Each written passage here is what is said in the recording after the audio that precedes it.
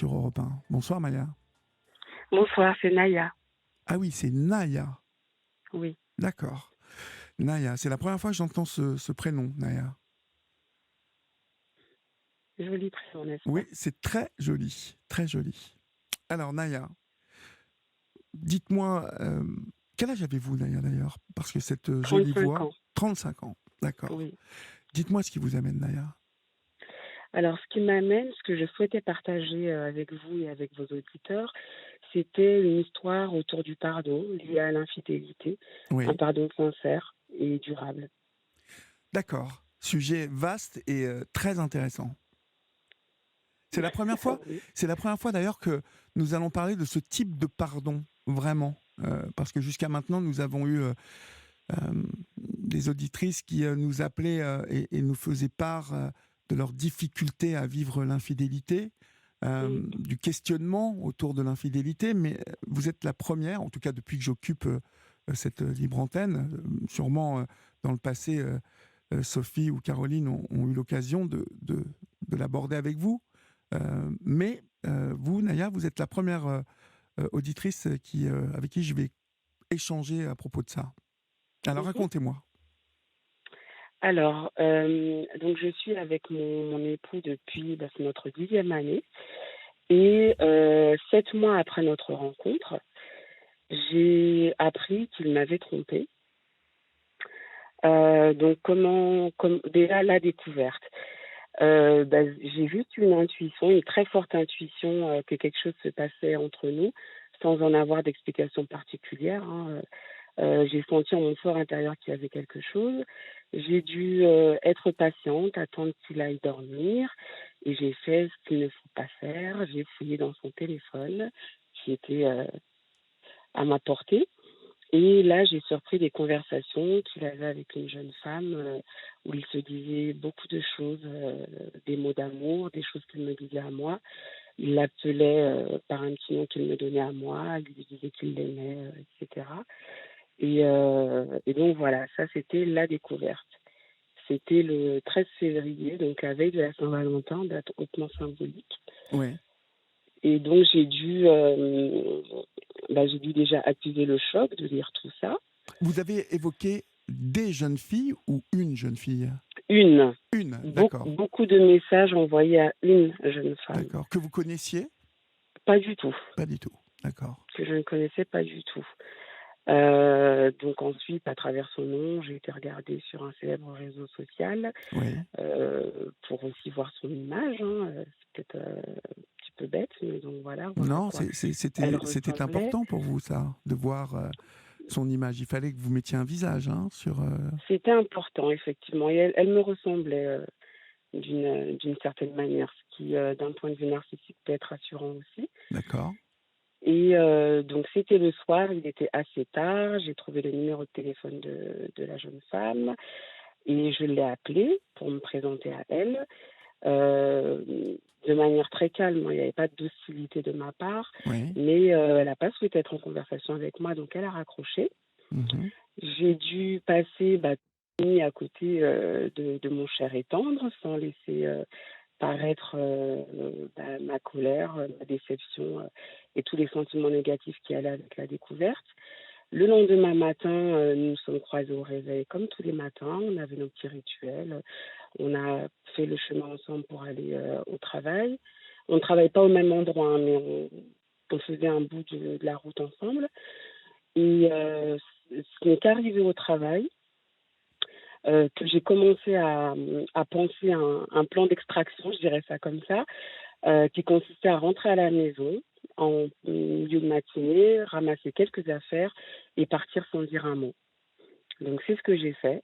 J'ai emballé rapidement quelque chose. J'ai appelé ma petite sœur et mon petit frère avec qui il était en contact, donc il avait le numéro de téléphone et je leur ai demandé de ne pas répondre à ses appels Oui. et que, sans leur donner plus de détails sur les circonstances qui me poussaient à leur faire une telle demande, mais juste voilà, s'il appelait, juste pas lui répondre. La jeune femme lui a téléphoné dans la matinée pour lui dire qu'elle avait eu au téléphone sa femme. Oui. Et donc lui a peut-être attendu de ma part un signe, mais bon, je n'ai rien dit, j'ai gardé silence. Et en fin de journée, il m'a appelé, je ne sais combien de fois, pour savoir où je me trouvais. Je n'ai pas répondu le jour même. Il a contacté ma famille, mes parents, disant qu'il s'inquiétait. J'ai rassuré chacun en leur demandant juste de ne pas interférer dans cette affaire, mais que pour le moment, je ne souhaitais juste pas lui parler. J'ai été chez une amie. Et donc, nous avons mis à peu près 3 jours avant de nous reparler. Donc, je lui ai dit que je ne souhaitais pas lui parler tout de suite parce que, en fait, on aurait tourné autour du moyen par lequel j'ai eu l'information et pas de l'information en elle-même. Oui. Oui, effectivement, j'ai fouillé dans son téléphone qui est privé et je n'aurais pas dû. Mais le fond du problème, ce n'est pas que j'ai fouillé dans le téléphone, c'est ce que j'ai découvert dans le téléphone. Et je voulais uniquement qu'on puisse discuter de ça. Dans Donc, quel, en euh, laissant un dans quel état étiez-vous lorsque vous étiez chez votre ami? Je pense que j'ai été assez sidérée, un peu dans le déni au départ, en tout cas dans le déni d'une souffrance, puisque voilà, ce que je disais, c'est que de toute manière, ça faisait pas très longtemps que je le connaissais, donc j'avais avancé sans lui avant, ben, j'allais avancer sans lui après, bon ben voilà, tant pis, c'est comme ça. Des Mhm. déceptions, ça arrive, et puis ce sera pas le dernier, donc tant pis. Mais Voilà, tant là, pis que je vous étiez mariés depuis 7 mois. non, on n'était pas mariés, on était en couple. Ah, vous étiez en On est couple, d'accord. oui, on était J'avais pensé, non, j'avais saisi que vous étiez mariés. Donc, non, vous étiez depuis 7 mois ensemble, d'accord. voilà, c'est D'accord. ça. Donc au départ, bien sûr, comme, la plupart des femmes, je m'étais résolue à arrêter ma relation avec lui et à avancer sans lui. Ouais. Simplement, les jours passant, plus on s'est parlé, plus je pense ma colère est descendue et il m'a rassurée sur ses sentiments. Moi-même, bah, j'avais de forts sentiments pour lui, hein, j'étais très, très attachée. Donc on en a parlé, on en a profité pour parler de plein d'autres choses dans notre couple et il est vrai que dès le début de notre relation, enfin assez rapidement après le début de notre relation, il est parti en voyage à l'étranger sans moi et en fait, c'est dans ces circonstances-là finalement qu'il avait rencontré cette jeune femme et qu'il avait eu une aventure avec elle. Elle s'était passée là-bas comme une amourette de vacances, dirais-je, et lorsqu'il était rentré, il avait continué à entretenir ça sans plus qu'il y ait de contact charnel entre eux.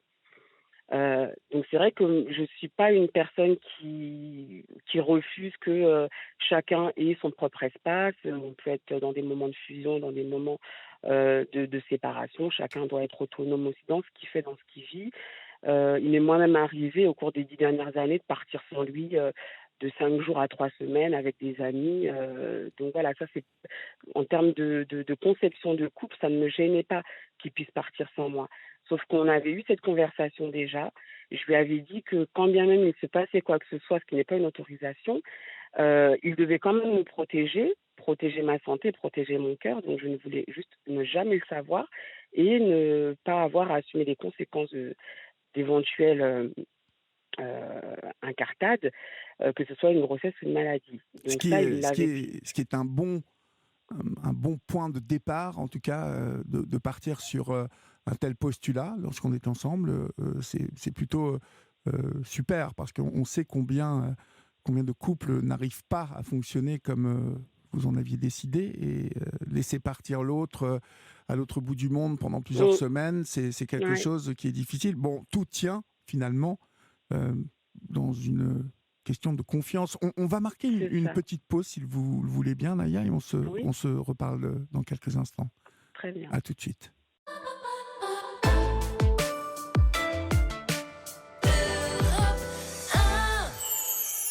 La libre antenne d'Europe 1. Olivier Delacroix accompagne vos nuits.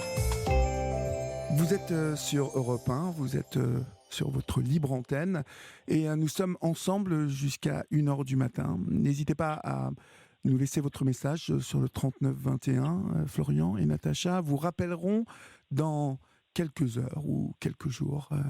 En tout cas, vous pouvez compter sur leur assiduité. N'hésitez pas. Donc, nous sommes avec Naya qui nous parle de l'histoire de son couple ce soir.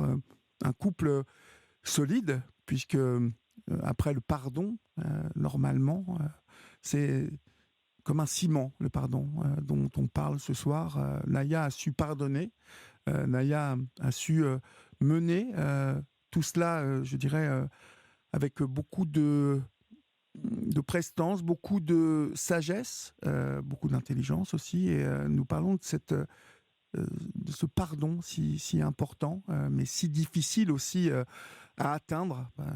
J'emploie le mot atteindre parce que c'est un peu le Graal de pouvoir arriver à pardonner lorsque on a été blessé, lorsqu'on s'est senti quelque part humilié, comme lorsque voilà, on est trompé, comme quand on vit l'infidélité. Ça n'est pas, on le sait tous, ça n'est pas quelque chose de facile à vivre. Naya, vous évoquez donc cette philosophie de liberté dans le couple. Alors liberté d'aller d'aller en vacances ou alors pour des missions peut-être de travail, mais en tout cas de pouvoir se séparer, de laisser aller l'un et l'autre pendant quelques jours, voire quelques semaines, et donc d'être dans un rapport de confiance. Est-ce qu'il n'a pas été ébranlé, ce rapport de confiance, longtemps ébranlé après cette histoire-là? Il l'a été, oui, il l'a été pendant un temps. Un temps qui aujourd'hui me paraît pas si long que ça, je ne saurais même pas le quantifier, mais c'est sûr qu'il a été ébranlé, donc la confiance en lui, en moi aussi, en notre couple également. C'est jamais agréable de savoir qu'il y en a une autre, c'est jamais agréable de lire des mots d'amour qui sont destinés à une autre alors qu'on pense être exclusif. Euh, c'est sûr, mais disons que la clé du pardon, ça a été beaucoup, beaucoup de discussions quand même. Alors, au départ, je voulais savoir, je voulais avoir les détails, qu'il m'explique comment, qui, dans quelles circonstances, s'il l'aimait réellement ou pas. Mhm. Et puis très rapidement, en fait, je me suis rendu compte que c'était pas ce qui allait m'aider, parce que ça allait au contraire graver dans ma mémoire peut-être des images un petit peu trop précises, et j'avoue que je ne les voulais pas. Donc très rapidement, quand il m'a dit qu'il n'y avait plus rien, que voilà, que c'était une erreur, qu'il demandait pardon, on, on a dépassé ça pour aborder d'autres questions, en fait, d'autres problèmes qu'il y avait dans notre couple et Oui, qui peut-être finalement avaient poussé à ce qu'à un moment donné, il regarde une autre femme, puisqu'il y avait des tensions entre nous, on oui. était encore à la découverte avec des parcours de vie très différents, des choses qui me paraissaient très allant de soi, donc des implicites qui n'étaient pas partagées, des manières de communiquer qui n'étaient pas les mêmes. Donc toutes ces choses-là avaient quand même créé des tensions qui peut-être à un moment donné lui ont donné cette envie-là de plus de légèreté avec quelqu'un d'autre. Donc rapidement, en fait, on est parti plutôt aborder ces questions de fond qui pour moi étaient bien plus importantes finalement que cette relation qui m'avait convaincue qu'elle était passagère. Vous pouvez m'en parler de ces dysfonctionnements qui, finalement, vous ont mené à ça, ont débouché sur cette infidélité. Qu'est-ce que vous avez abordé? Il y avait plusieurs choses. Il y avait déjà le fait que lui avait un point de vue un petit peu macho sur la relation, ou dans le sens où il souhaitait que je puisse rendre compte de ce que je faisais, avec qui j'étais, bien qu'il ne il s'agissait pas de me donner une autorisation, une interdiction de faire, mais de l'informer sur où j'allais. Si je rentrais tard, il fallait lui dire. Or moi, je n'en avais pas l'habitude. Je vivais seule depuis quelques années, et même plus jeune, j'avais pas cette habitude-là de rendre compte de ce que je faisais, parce qu'on m'a toujours considérée comme suffisamment responsable pour savoir ce que j'avais à faire. Donc de m'adapter à ça, alors j'ai fini par comprendre que c'était aussi pour me protéger entre guillemets, ou pour des questions de sécurité. Si je vais rentrer tard, au moins le prévenir où j'étais. Donc jusqu'à aujourd'hui, j'ai encore du mal à intégrer cette habitude-là, mais ça faisait partie des choses, des sujets assez récurrents. Il y avait également les questions financières. Nous n'avons pas la même conception par rapport à l'argent. Il y a une grande différence de salaire dans notre couple, qui existait déjà à l'époque et qui n'a fait que s'intensifier avec le temps. Et ça faisait partie des sujets récurrents sur comment on dépense les sous pour un foyer, qui paye le plus, qui paye quoi. Il y avait toutes ces choses-là et puis aussi le fait que moi j'ai une personnalité assez affirmée, je suis plutôt, celle qui impulse les choses et donc il y avait un rapport de force entre lui et moi. Lui qui voulait dominer par un côté un peu macho, d'une manière très traditionnelle ou très dépassée, de voir les choses et moi-même avec ma personnalité un peu bout en train leader qui voulait aussi ou peut-être un peu autoritaire, je ne sais pas, qui voulait aussi imposer mes points de vue. Donc tout cela, voilà, avait créé à plusieurs reprises, des tensions, des discussions, et ça avait cristallisé quand même, pas mal de difficultés entre nous, bien que les sentiments étaient présents. Et il a entendu tout ça comme il fallait. Il a convenu, lui aussi, de son côté, qu'il n'avait pas pensé à tout ça et qu'il avait été un peu léger par rapport à tout ça. Oui, oui, oui, oui, il était en accord avec beaucoup de choses, parce on se les était déjà dites par le passé, mais peut-être pas de la bonne manière, peut-être pas avec le même recul. Et là, la crise qu'on traversait nous imposait finalement de faire preuve d'un petit peu plus d'ouverture d'esprit, de plus de tolérance finalement vis-à-vis de l'autre et de l'écouter parce qu'il n'était pas question de repartir sur les mêmes bases si c'était pour que ça produise les mêmes résultats. Donc je pense que l'un comme l'autre, inconsciemment, on avait intégré ce fait. Donc, il était plus ouvert au dialogue. Je l'étais plus aussi pour entendre finalement des reproches qu'il avait à me formuler, parce qu'évidemment, je me disais que c'est moi qui suis blessée. Donc, tous les torts sont de son côté. Mais en réalité, voilà, en abordant les questions au-delà de l'infidélité, les torts étaient partagés. Il s'agissait que chacun, finalement, soit en mesure de faire un pas vers l'autre. Et surtout reconnaître qu'il n'y avait pas de rivalité entre nous. C'était vraiment beaucoup ça. Il n'y avait pas de rapport de force entre nous et que finalement on était complémentaires et chacun contribuait à sa manière à ce que notre couple finalement puisse grandir. D'accord. Donc, on a vraiment beaucoup, beaucoup, beaucoup discuté, on y a passé des heures, j'ai l'impression qu'on n'avait jamais autant parlé qu'à ce moment-là. Et au bout de 10 jours finalement de séparation, un jour il m'a posé la question, il m'a demandé mais alors est-ce que tu vas revenir?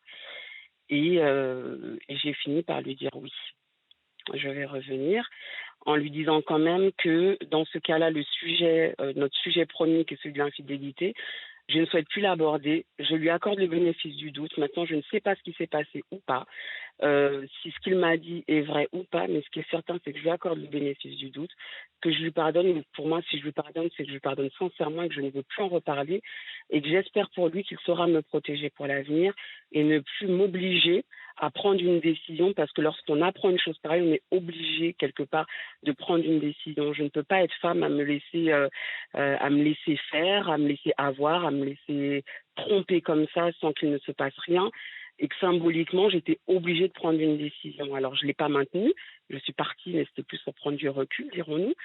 Mais que je ne voulais pas qu'il me remette dans une telle position à devoir décider la fin de quelque chose alors que j'étais pas prête, que je considérais pas que notre histoire était terminée. Mhm. Euh, tout ce que vous dites est extrêmement juste. On va marquer une nouvelle pause et je vais vous dire ce que j'en pense un peu plus longuement. Mais on se reparle dans quelques instants, si vous le voulez bien, Naya. Très bien. À tout de suite.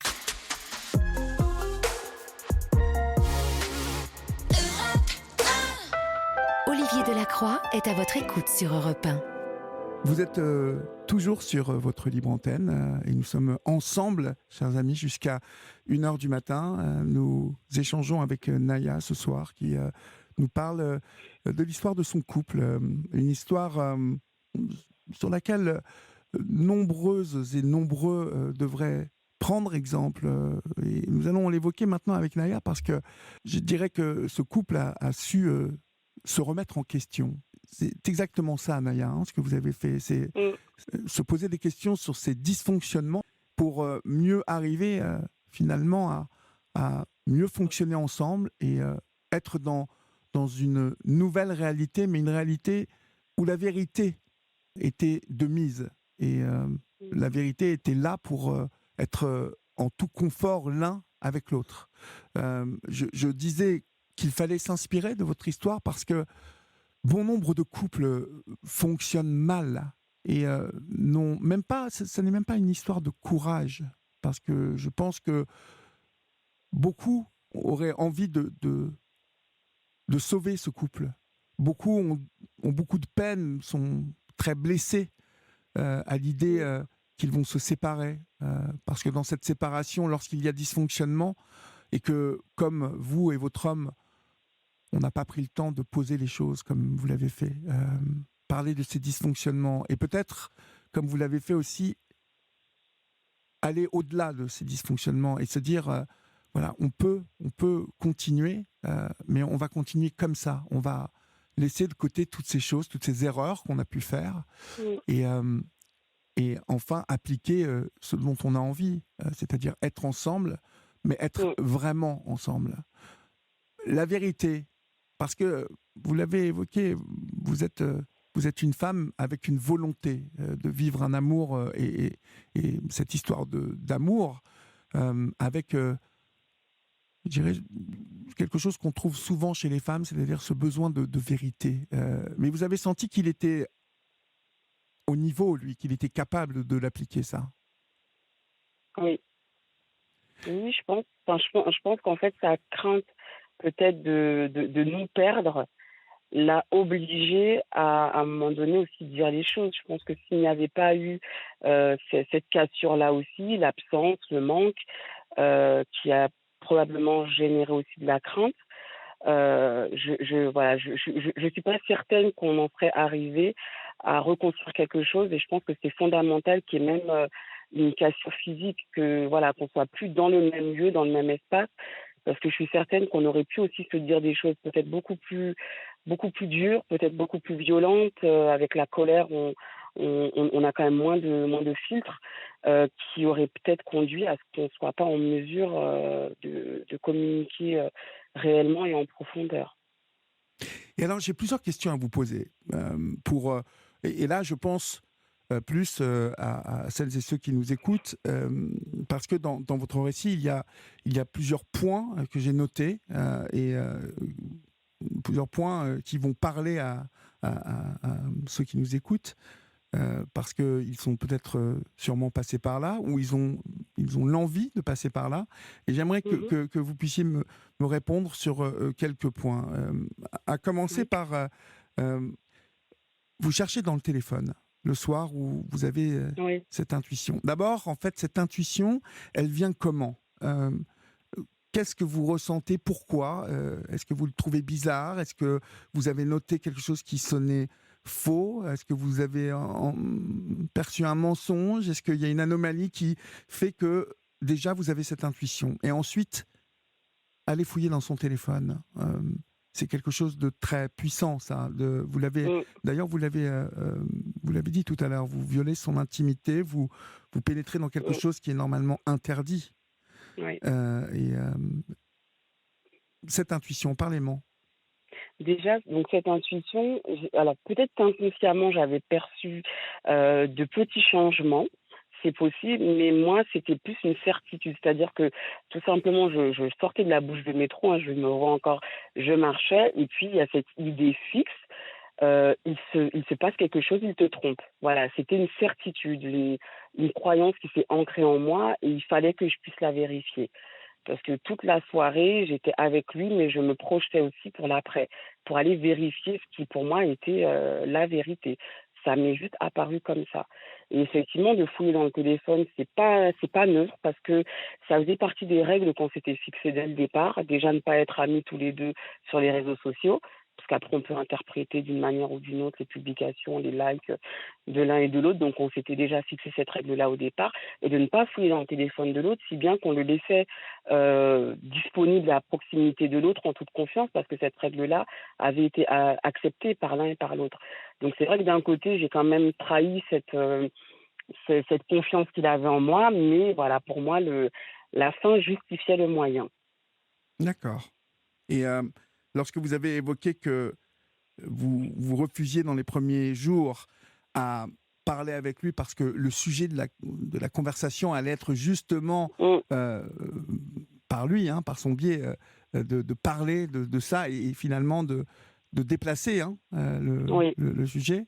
C'est drôle que vous ayez pensé à ça. Pourquoi vous avez pensé à ça? Parce que ça s'était déjà produit, ça ou Non, pas du tout, ça ne m'était jamais arrivé. Je n'ai pas D'accord. souvenir non plus que ce soit arrivé à quelqu'un d'autre autour de moi, mais je sais pas, j'étais convaincue. Alors, je sais pas, hein, je vais avoir des convictions vraiment très fortes ou une intelligence, émotionnelle et relationnelle très forte, je ne sais pas. Mais je sais pas, je me suis dit que dans la logique des choses, il allait très probablement faire ça, je sais pas. Je sais pas pourquoi. Et puis aussi, de ne pas lui parler pendant quelques jours, moi, ça m'évitait d'aller trop loin dans les mots, de mal lui parler ou de lui manquer de respect. C'était aussi ça, parce que je sais que quand on est en colère, forcément, on contrôle moins ses propos. Et je ne voulais pas lui donner, en fait, cette image-là de moi, quelque part. Je voulais rester digne, finalement. Mmh Je mh, pense mmh. qu'au fond, ce qui s'est passé, c'est que je souhaitais rester digne et paraître comme une femme forte et mature qui gère ces situations-là aussi. Et prendre quelques jours de recul, ben, ça me permettait de rassembler mes idées aussi, et puis peut-être aussi d'instaurer un rapport de force qui m'était favorable. Là, Mmh. j'y pense tout de suite en vous le disant, mais c'est vrai que je le disais qu'un des sujets récurrents qui était Heu, facteur de tension, c'était ça, c'était une sorte de rapport de force, une rivalité qu'il y avait entre lui et moi, du fait de nos caractères, lui dominant et moi également.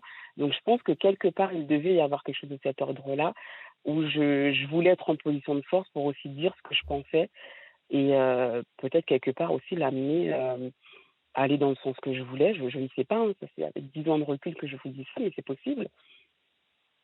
D'accord, et est-ce que, lorsque vous disparaissez, comme ça, vous m'avez dit que vous étiez sidéré, que Ouais. vous demandez, aux membres de votre famille de ne pas répondre, parce que vous Mmh. savez, vous le connaissez, hein, votre Mmh. conjoint. Vous savez qu'il va appeler, qu'il Oui, va c'est sûr. s'inquiéter, Oui. peut-être que cette femme va le mettre au courant en plus, donc il va vite savoir, Mmh. de quoi seront faits les jours qui arrivent. Oui. Qu'est-ce que vous allez chercher là-dedans? Est-ce que vous décidez de rentrer en silence comme ça, de vous mettre, en off et de ne plus lui parler pour, créer le manque, pour, lui faire peur ou pour qu'il réfléchisse ou tout ça à la fois? Au départ, la première chose, c'était, d'abord je ne veux plus le voir, il m'a trahi, je veux plus entendre parler de lui. Ça, c'était, la première intention. Ensuite, ça a un peu progressé au fil des heures, au fil des jours. Je me suis dit: «Non, mais il connaît mon histoire.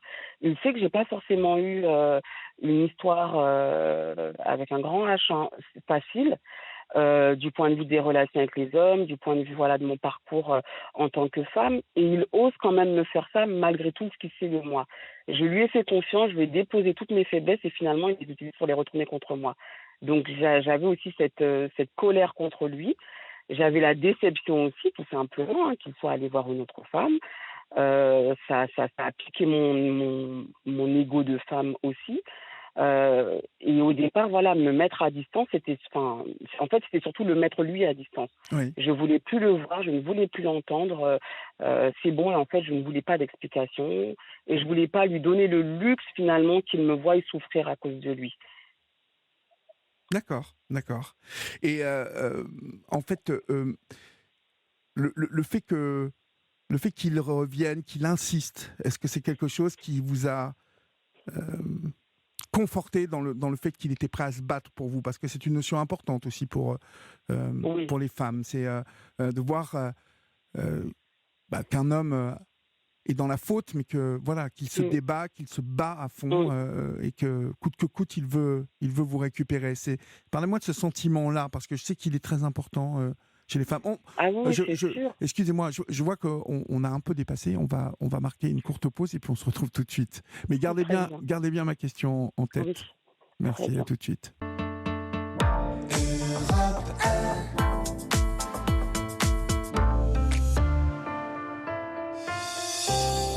Venez vous confier à Olivier Delacroix sur Europe 1. Nous sommes, ce soir avec, Naya. Nous parlons, d'infidélité. Nous évoquons aussi, une certaine vigilance, bien féminine, une certaine vigilance par rapport au fait de ne pas se laisser glisser divers dysfonctionnements qui font qu'à un moment, on peut être amené, d'un côté comme de l'autre d'ailleurs, à éprouver le besoin d'aller voir ailleurs ce qui s'est passé pour le compagnon de Naya, celui qui partage sa vie depuis 10 ans maintenant. C'était il y a longtemps. Naya nous parle ce soir du pardon qu'elle a accordé à ce compagnon et comment elle a su construire ce pardon et comment tous les deux ensuite ont su mener cette barque du mieux possible, puisque aujourd'hui ils sont ensemble et qu'ils s'aiment. Je vous avais posé une question, Naya, juste avant que nous marquions une pause. Répondez-moi, allez-y. Alors, sur ce que m'a évoqué le fait qu'ils se battent pour moi et pour nous, donc évidemment, ça a joué parce que je l'ai senti très, très affecté. Il m'a beaucoup écrit à cette période-là des longs messages où il exprimait ses sentiments et ses regrets, et c'était des choses qu'il n'avait pas exprimées jusqu'alors. Et effectivement, je l'ai vraiment senti ébranlé. Je l'ai senti souffrir et quelque part, je pense que ça a rééquilibré aussi les choses. Finalement, on se parlait d'une souffrance à une autre. Peu importe qui finalement l'avait généré. Lui, certes, il avait généré ma souffrance, mais moi aussi, j'avais généré la sienne en partant, en le fuyant et en me fermant à toute possibilité de dialogue avec moi au départ, en tout cas. Donc, je pense que effectivement, de sentir qu'on est important pour quelqu'un, de sentir que l'autre a peur de nous perdre, c'est aussi un gage d'espoir dans le fait qu'ils ne reproduisent pas la même chose. Je pense que c'est aussi ça qui nous a permis de retourner l'un vers l'autre. Alors, qu'en a dit votre entourage, en fait? Parce que je suppose qu'à un moment, l'ami chez qui vous avez élu domicile pendant quelques jours, vous avez parlé de votre frère, de votre sœur. Comment ça a été perçu autour de vous? Parce que généralement, ce type de choses qui arrivent dans un couple, et surtout lorsqu'un couple se sort de l'ornière à ce niveau-là, j'ai l'impression que ça fait du bien à l'entourage quelque part. En tout cas, l'entourage souvent se réjouit de voir qu'on a franchi un cap, qu'on s'est élevé quelque part. Alors, je ne sais pas si c'est votre cas, mais c'est ce que j'ai, moi, constaté lorsque des couples qui font partie de mon entourage ont traversé ce genre de tempête et finalement ont montré un peu la voie aux autres. La chance que j'ai, c'est d'avoir des amis qui ne m'assènent pas des phrases toutes faites comme « à ta place, j'aurais fait ceci » ou « à ta place, j'aurais fait cela ». En fait, on m'a laissé la place de traverser toutes les émotions que je traversais. Mon amie chez laquelle j'ai résidé, elle ne m'a pas posé de questions à ce propos-là. D'ailleurs, je ne voulais pas vraiment rentrer dans le détail à ce moment-là. Je vivais mes émotions et c'était vraiment ça qui était le plus important. Elle m'a juste laissé. Elle m'a laissé de la place, elle m'a fait de la place chez elle et elle a laissé le silence s'installer aussi entre nous. Et puis lorsque je voulais en parler, on en parlait, on en a beaucoup parlé. Elle m'a écoutée. Bon, bien sûr, de temps en temps, elle a exprimé sa désapprobation par rapport à son comportement, évidemment, mais sans jamais me dire quoi faire. Et c'était quand même ça le plus important. Ma famille, j'en ai parlé après que la crise soit passée, après qu'on se soit remis ensemble, lorsqu'ils m'ont demandé mais pourquoi, qu'est-ce qui s'est passé, j'ai fini par dire un certain nombre de choses, mais pas tous les détails parce que cette partie de l'histoire, en fait, elle ne nous appartient qu'à nous. Et c'est vrai que le risque parfois lorsqu'on parle d'infidélité, c'est que les gens pensent infidélité égale rupture. Tu peux pas rester avec quelqu'un qui t'a trompé. Non, il a été intime avec quelqu'un d'autre, il t'a sali, il va te salir, etc. Donc je voulais aussi éviter de l'exposer lui à toute forme de jugement et d'exposer notre couple aussi. Donc finalement, j'en ai parlé à très peu de personnes, à deux ou trois amis vraiment en qui j'ai vraiment, vraiment confiance. Et c'est vrai que ce sont des sujets qu'on n'a pas réabordés après en réalité. C'était au moment où c'est survenu. Et puis ensuite, ils nous ont vus effectivement continuer à grandir ensemble, continuer à avancer tous les deux. Et puis ça ne s'est pas reproduit. Donc finalement, je pense qu'on a eu raison de prendre ce chemin-là. Mais vous avez vu comme souvent, en fait, les gens sont remplis de certitude comme ça et vous assènent des paroles qui n'ont aucun rapport avec la dimension de ce que vous avez vécu. Parce que j'insiste encore sur ce point, c'est c'est très important de bien réaliser ce que vous avez vécu. En tout cas, que ceux qui nous écoutent réalisent bien ce que vous avez vécu. Vous avez, à l'âge de 25 ans, su mettre le doigt sur des dysfonctionnements, vous comme lui. C'est-à-dire, lui a Oui, été aussi capable d'entendre oui, vos souhaits, ce qui dénote aussi d'une maturité chez lui, d'une intelligence. Il aurait pu, s'il avait continué à fonctionner comme un enfant, hein. Souvent, oui, les hommes sont d'éternels adolescents, vous savez, et donc les propositions que les femmes peuvent faire afin que on s'élève un peu, que la vérité soit là, au cœur du couple, eh bien, ça peut être interprété souvent comme une volonté, par les hommes, hein, une volonté oui, de mieux nous posséder, savoir tout ce qu'on oui, fait, vous voyez, oui, vécu comme une forme de une contrôle. intrusion dans nos vies. Et en fait, parce qu'on veut entendre ça, parce que beaucoup d'hommes veulent entendre ça. Or, Oui, souvent, en fait, alors ça n'est pas pour toutes les femmes, hein, je le précise bien, mais quand même la grande majorité des femmes développent parce que c'est lié à la sensibilité des femmes, tout simplement. Et moi, je ramène cela, vous savez, au fait que vous donnez la vie. Cette responsabilité-là, le fait de porter des enfants, même si oui, on n'a pas encore porté d'enfant, hein, mais il y a cette chose-là chez les femmes et chez les jeunes filles, cette responsabilité-là, ce sens-là, qui fait que souvent, on le remarque, hein, les filles sont beaucoup plus mûres que les garçons, oui, vous savez, à 14 ans, 15 ans, et que tout ça continue, même si ça s'atténue un peu et voilà, on se rapproche les uns des autres après, mais d'une manière générale, je trouve que voilà, les hommes sont souvent d'éternels adolescents. Et je vous rassure, hein, je me mets dans cela, hein, pour que tous les hommes qui nous écoutent ce soir ne pensent pas que je suis en train de prôner pour la chapelle des femmes.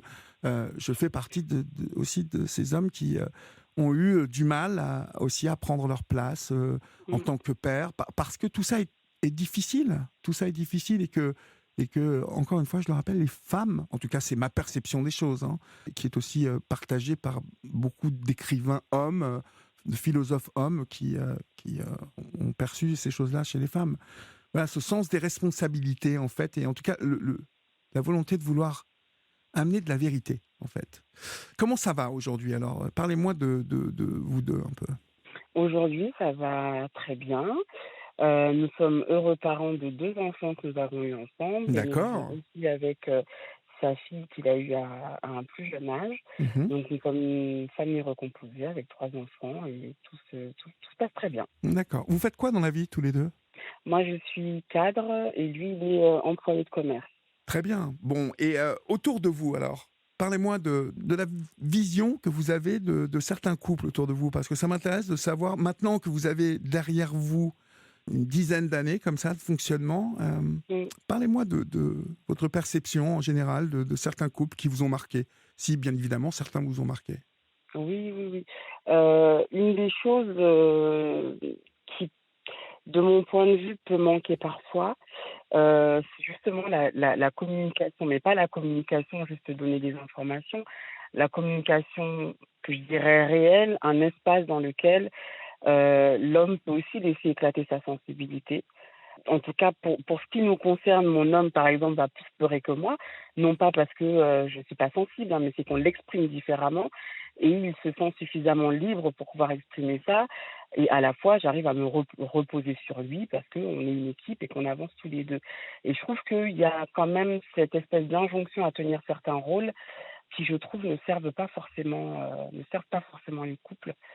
C'est principalement ça quand même qui me marque. Tu devrais, un homme ça fait ci, une femme ça fait ci, un homme ça se comporte comme ça, une femme ça se comporte pas comme ça. Je trouve qu'il y a des rôles un peu assignés ou en tout cas qu'on a Ouais, ouais, intériorisés ouais, et qui nous font pas forcément du bien. ouais, Voilà. ouais, ouais, ouais, vous avez raison. Et je trouve que alors aujourd'hui vous avez 35 ans, mais je trouve que pas mal de jeunes, hein, alors il y a un retour à quelque chose d'un peu rigide chez Mmh, pas mal de jeunes. J'entends ici et là, voilà ce que vous venez de dire. Bah, une femme, ça fait ci, ça fait pas ça, et puis elle doit pas faire ci, mmh, elle doit pas faire ça. Vous savez, ouais, un retour un peu à des notions un peu curieuses, en tout cas pour moi, un peu mmh, rigoristes. Vous voyez, un retour ouais, un peu à des principes. un peu dur, voilà, en mettant l'homme souvent au cœur de, voilà, comme l'installant à nouveau dans la position de celui qui décide, celui qui est intouchable. Mmh. Voilà, ce type de position étant véhiculé dans tous les milieux, hein, et dans toutes les Mmh. religions, parce que je tiens à Mmh. préciser aussi que, voilà, toute religion confondue, je trouve que on n'avance pas beaucoup, en fait, Mmh. de ce Sur ces côté-là, questions-là, et c'est que sûr. en même temps, on revient à des traditions. Le poids des traditions est à nouveau Mmh. lourd, étonnamment, hein, parce Mmh. qu'on vit une époque moderne, mais en même temps, voilà, on revient à des choses un peu plus dures. Et voilà, je trouve que voilà, vous êtes vraiment, vraiment un exemple à suivre. Donc, pour ça, merci beaucoup, Naya. Merci à vous de m'avoir donné, la parole et Mais je vous en j'espère prie. que cette histoire, que ce témoignage, servira et que voilà, 10 ans plus tard, c'est un sujet qu'on n'aborde plus, on n'en a pas reparlé parce que j'estime que dès lors qu'on accorde son pardon, ce n'est pas, pour garder un peu, cette erreur-là, comme, une arme qu'on ressort, à toute occasion. Donc c'est un sujet dont on n'a pas reparlé. Il nous est arrivé de traverser d'autres difficultés, mais qui n'étaient sans lien du tout, avec ce qui s'était passé précédemment. Et puis on continue à grandir, à avancer, et j'espère pour, encore quelques décennies.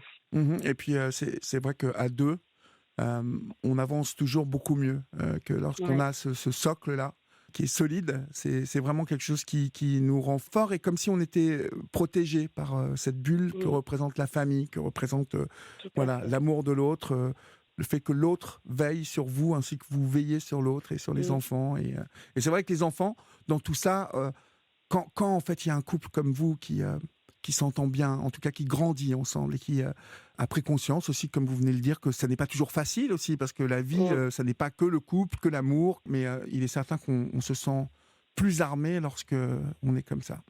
Merci mmh. beaucoup, Naya, pour Je ce vous en joli prie. témoignage, ce joli partage, et puis embrassez vos enfants, et puis bon vent à vous deux. Ok. Merci beaucoup. Au Bonne revoir. continuation. Au Au revoir. revoir.